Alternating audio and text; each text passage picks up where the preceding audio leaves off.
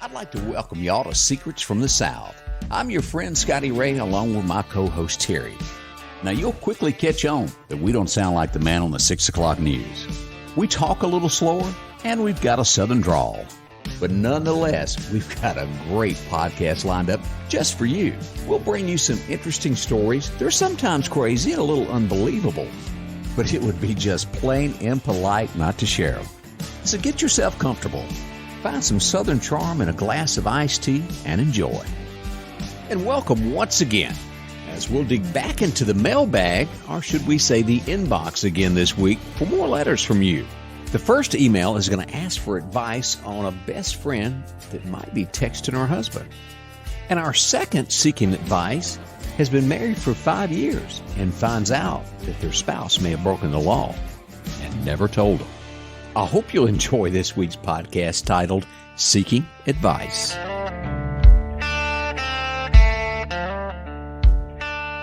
So, Scott, we've got a mailbag. I guess you would call it a mailbag. Yeah, I guess you would call it that.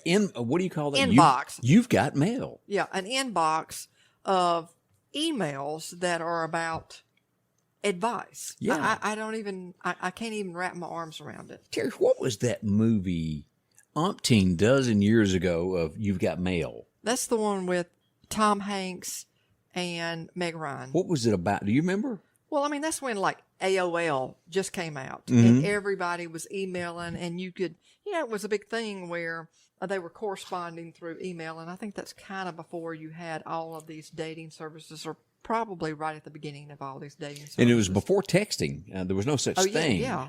I remember when you had a flip phone. Oh, the letters. Yes, my gosh, it would take you. I mean, if you were going to text somebody, I'm in trouble, you'd already be in trouble by the time you could send it. It is so easy to forget how hard it used to be. The flip phones were that way. I know, but wasn't that cool to have a flip phone? I mean, it was a big jump from a bag phone. Did you ever have a bag phone in your car? Absolutely. I would ride around and just dream up somebody to call just because it looked so cool to be one of the few that had a bag phone. But now you go back on this bag phone thing, they worked better than any phone that we've got now. The service with that antenna, you put it on it work anywhere. And it's funny that we say all of these advances, and we talk about this just about every other episode, but I have to go back and say that if we got rid of, and I hate to say it, and social media and all the good that it does, if we got rid of it, I just think we would have a whole lot happier society. I'd have to move in with you. I wouldn't have a job. Well, that's true. But I mean, I do think that while there are a lot of good things out there, I'm talking about not from the standpoint of providing information. Yours is like a news service and a weather service and that sort of thing. I think there's a purpose for that. I'm talking about all the other stuff that comes with it in terms of posting the perfect picture and just aimlessly. How many times have you seen somebody just aimlessly scrolling through on their phone? Oh, it's a habit. And their attention span. I mean, they're so focused on that, they're not focused on anything else. You got points, legitimate points there. But getting back to the advice, I'm still kind of blown away that you and I find ourselves in the position of actually trying to give advice to somebody else. Well, I'm going to answer these. We go for advice. Lord knows we need it. I do. Every day. But as long as we keep getting these, I think we ought to share them because other people have some of the same questions. I think as long as they understand up front that we are not claiming to be experts. We are far from that. I don't want somebody's family member or friend to call us or email us or text us and say, how dare you? Oh, I keep everything anonymous on the names, just like I do on my other business. I know, but I'm talking about not in terms of revealing the name. I'm talking about in terms of they actually follow our advice and maybe it goes south and then they're upset about it. I mean, that's what I'm saying. I want to be up front. We are not experts. You are taking that to a whole level I don't even think you got to go to. Maybe that's what it is. I'm giving us too much credit, and everybody out there listening to us is going, sugar, we're not giving you any credit. Yeah, advice is just what it is. Advice. Take it or leave it. You don't have to use it. Yeah. Some of this you probably don't want to use it, but we're going to give it a stab, aren't we? It's worth sharing. And this is one of these letters to where, have mercy. And I think there's a lot of people this has happened to, Terry. And finally, somebody puts it on, I almost said ink, but that would be a lie because I hadn't printed it.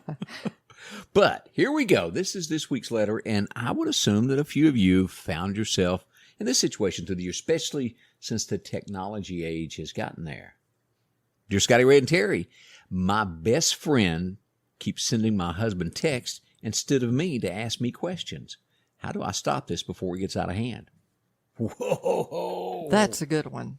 Now, I think it depends on the situation. Well, Can I take a stab at it? go for it.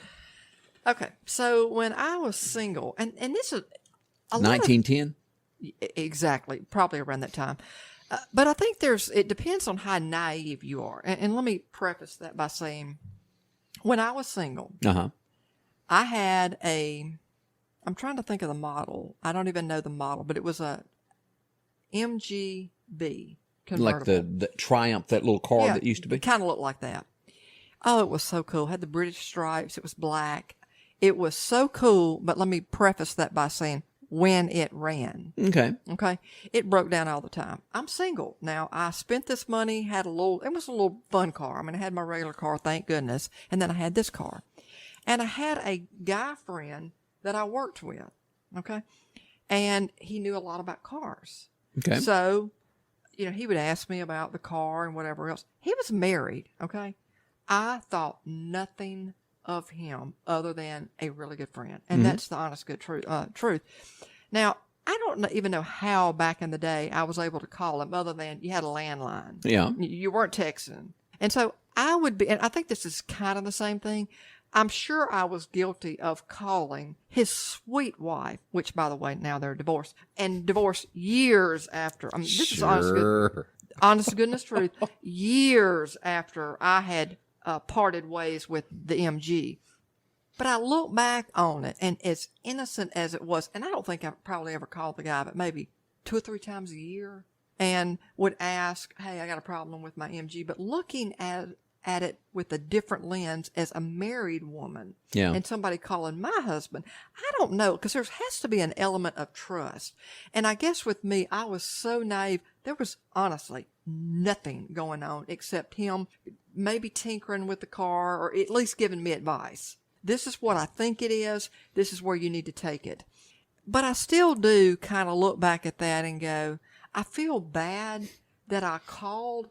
Honestly, there was nothing there. But I do think that there are times where even your best buddy likes your spouse and even though it may start off innocently, 1 or 2 texts asking about, hey, I've got a plumbing problem or something like that, you might be okay with.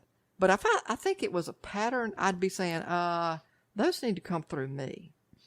I'm going to give you some advice. Yeah, I know. You've sat over here and grinned and grinned and grinned, so let me have it. I think you were going off the deep end there on your first thing of you calling the guy. 3 times a year is not in any shape, form, abusing anything with anybody. But I did feel guilty about that because he was married. And I only was looking at it as I'd never felt guilty about it at the time. I think you were subconsciously thinking he was a hot dude because you wouldn't feel Lord, guilty. No. Think about what you just said. If he's sitting out there listening right now, that would probably pump his ego, and that was far from the truth. But, there's something that made you feel guilty because if it was innocent, you wouldn't feel guilty, would you? I didn't feel guilty until I was married and then started thinking, I wonder if that was ever... She never indicated it was a problem. When I saw him out, I mean, I'd always be so friendly to her. She was such a... Really, and he might be listening, and he might realize, well, that was hurtful for me to say, but she was a far better catch than he ended up being. I think he was probably a hard one to live with, and hopefully he would admit that, and I think she remarried and she's been fine, but I don't know. I just think that there's a fine line in when you take advantage of someone who's married, and then there's a fine line of where you're playing off like I'm going to text them because, I got a couple of questions that I need, and really you might be trying to steal that person's spouse. Okay, I'm going to go ahead and call Terry out on this because, when you're a kid and your mama catches you doing something and she puts the flashlight and you go to yakking too much about it, trying to explain why you didn't do it and it wasn't your fault and all that, that's just exactly what you done. So I think Terry here is guilty of maybe back in the day thinking that he was a handsome guy. Oh, no. You couldn't be further from the truth on that. But, that's the honest God's truth. Now, when I can't get a friend, I'll text his wife and go, where is Elmo Oh, at? yeah, but you're not going any more than that. Just have him call me or something like that. No, every now and then I'll say, what you wearing? Now, that's where it is inappropriate. No, because honestly, I have done that because he's got a neighbor that wears an outfit a lot, and I always tease him about staring at his neighbor, so I tease his wife about putting the same outfit on. Well, see, and that sounds like that's all fun. Innocent. Yeah, But now, exactly. and let's just be honest about this. This is probably affairs. You would be shocked as to how many best friends run off with your spouse, whether it's a female or a man. It is so common in the United States. We talked about that in a couple of episodes where that's happened. And it does start out innocent of, hey, where's your wife at? Well, she's in the shower. I'll have her call you back. Well, what are you doing? What are you watching? And then a couple of days later, another text. I still can't get her. And it's all innocent there in the beginning. And next thing you know, somebody done joined a gym and they going together. Well, I think it all boils down to, does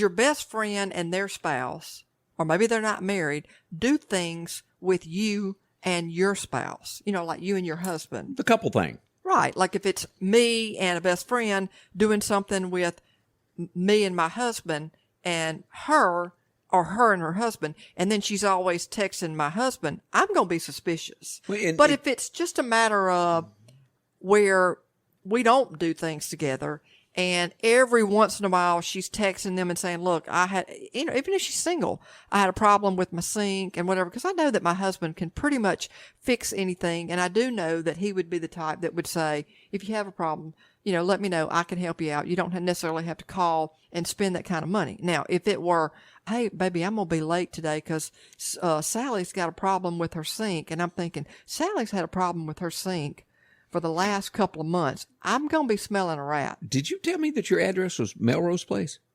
No, it better not be.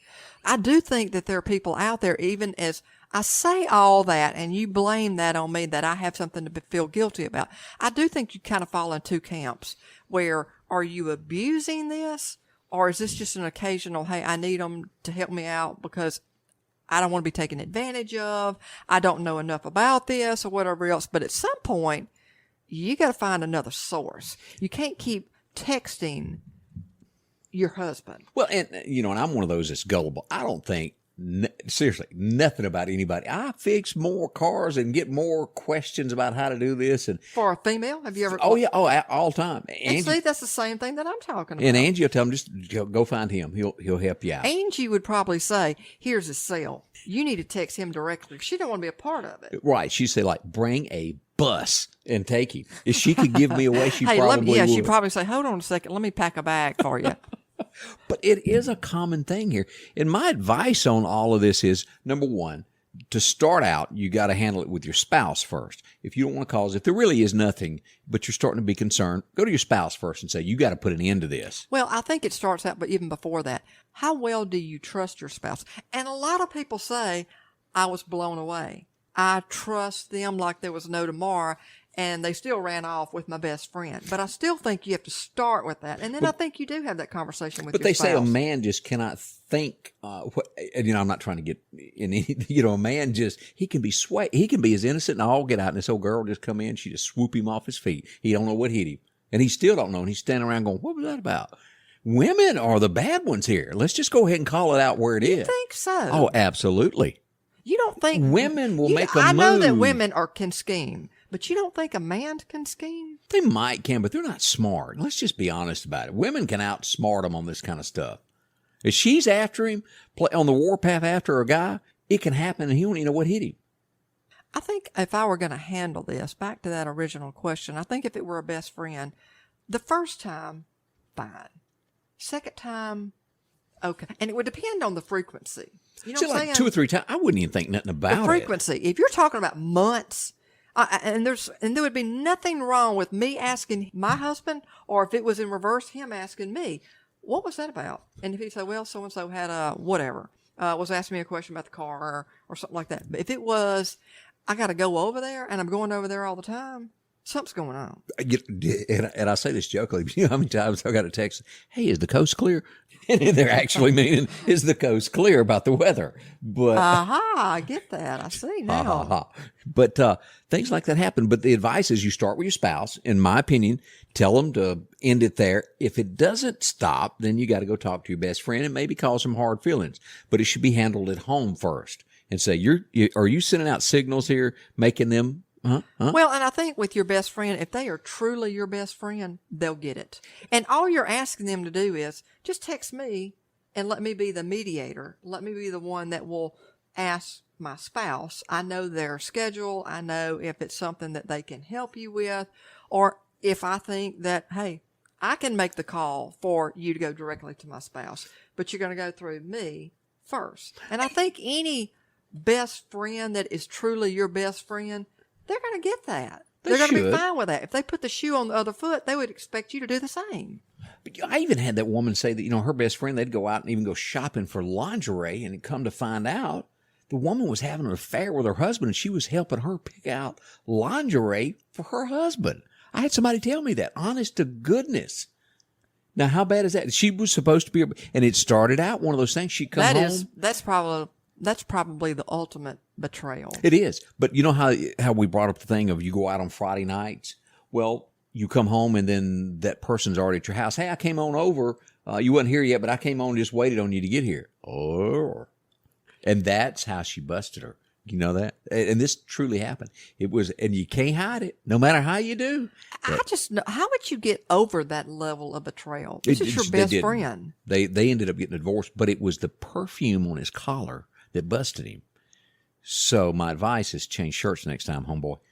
But he got busted over that. But there are things like that that go on all the time.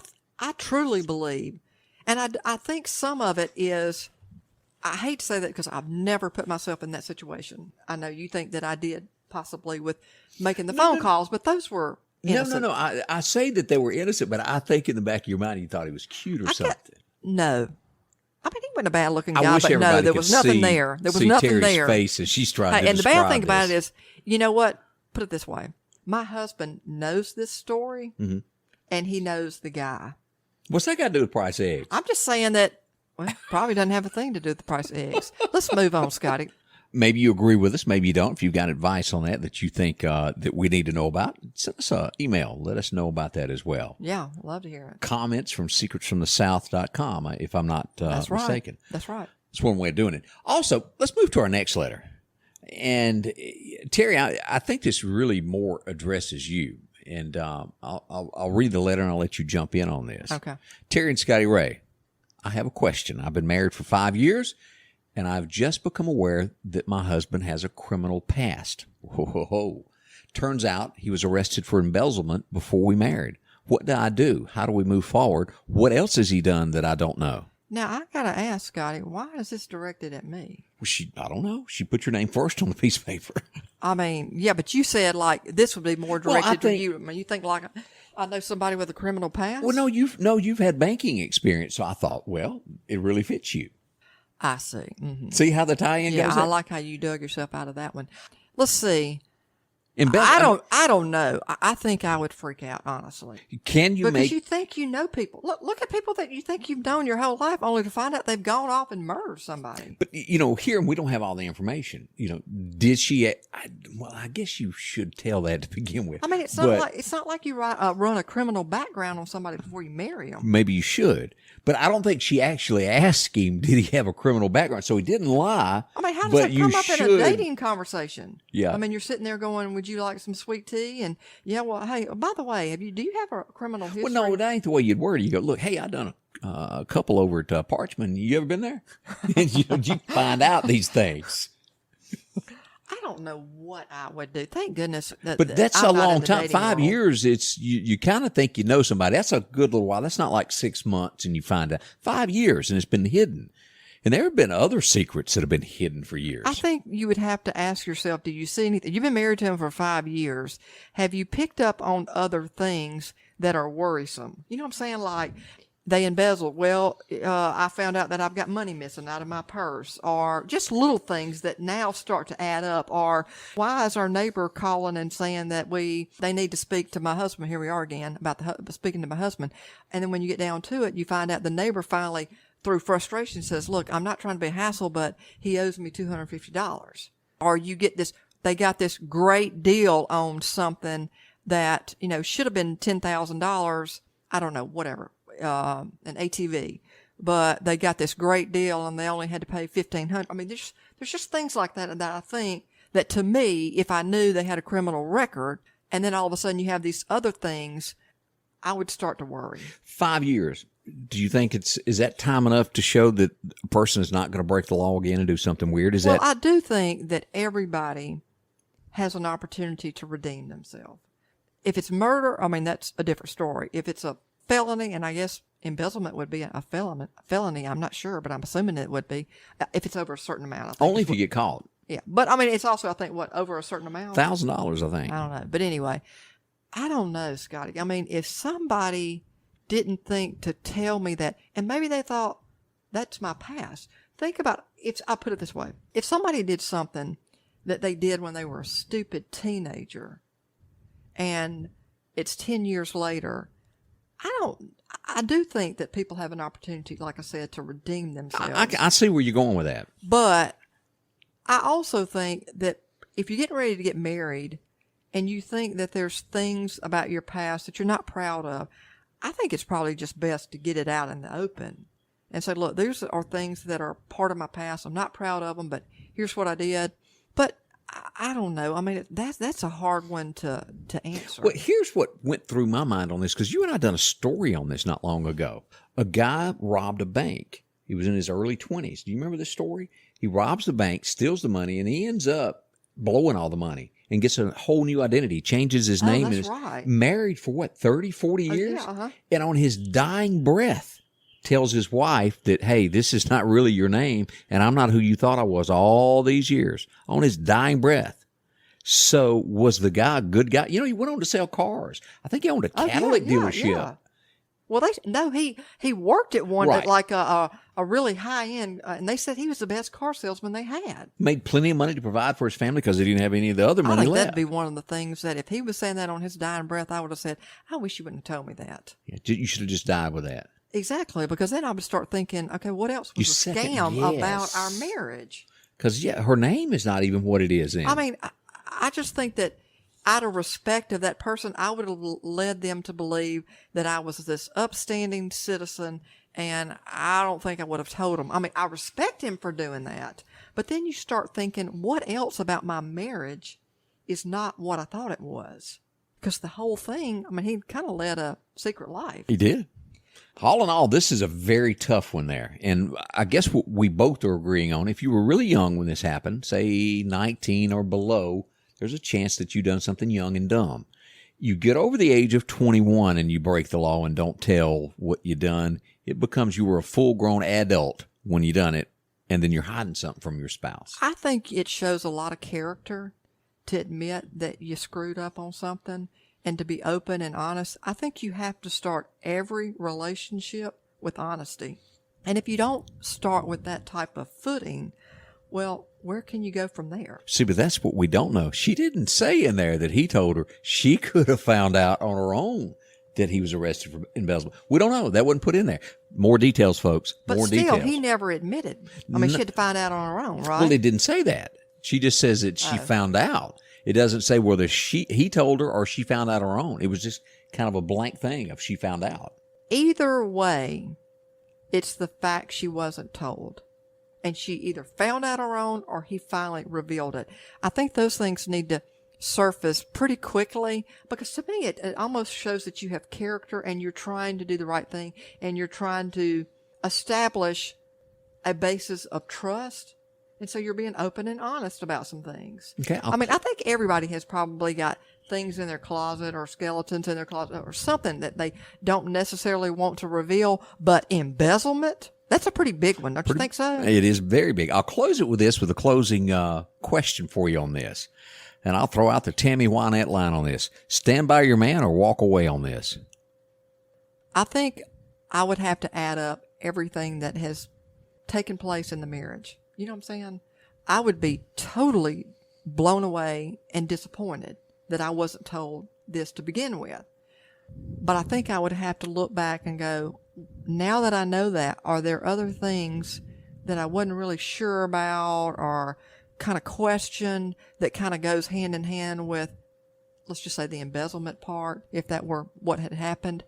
Or had they been this upstanding person? But then again, I think in the back of my mind, I would say, is it like the guy that we talked about that robbed the bank and told his wife on his dying breath that, am I living with a different person, a different personality? And when I'm not with them, who are they? Well, my thing on it is if it's a one-time occurrence, you give them the benefit of the doubt once. If it happens twice, then you separate and go on your different ways there.